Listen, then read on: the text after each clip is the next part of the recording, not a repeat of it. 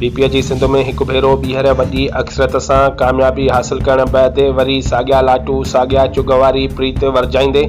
मज़लूम शहरनि जा सूर घटाइण वारे ज़ख़्मनि ते मरहम बदिरां लूण बुरकण जी कोशिश पिणु कई पई वञे। अहिड़नि नाजाइज़नि जिबरी बेरोज़गारी करण ख़िलाफ़ तालका सोबोदरो जे वॾी टाउन कमेटी सोबोदरो जे नई चूंडियल चेयरमैन एजाज़ खान खोड़ो ऐं संदसि गैर ज़िम्मेवार अमले ख़िलाफ़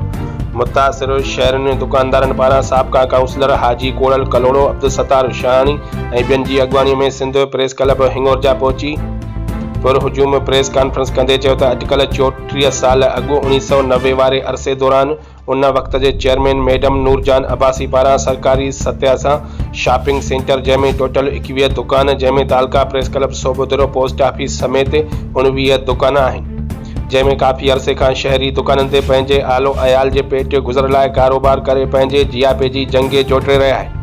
पर मौजूदा अवाम दुश्मन चेयरमैन एजाज़ खान खोड़ो ऐं संदसि साथारनि जी मदद सां बिना कंहिं सबब जे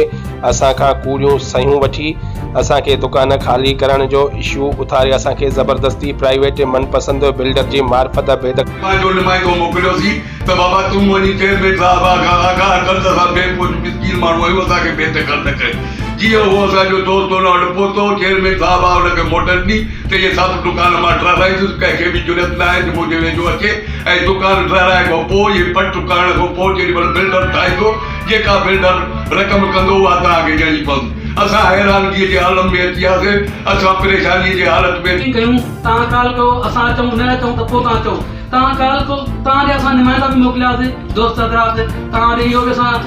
हिकिड़ो रिक्वेस्ट करे न्यापो मोकिलियोसीं त साईं मीटिंग करायो। अवां पाण वियो, वाइस चेयरमैन बि असांजे लाइ क़ाबिल एहतराम आहे, पर चेयरमैन अवां आहियो, हुकुम अवां जे तहत तो दुकान ठाहिया वञनि त मीटिंग अवां असां सां कयो। असां अवां सां मीटिंग कंदासीं, अवां असांखे कहिड़े बि तरीक़े सां मुतमइन कयो।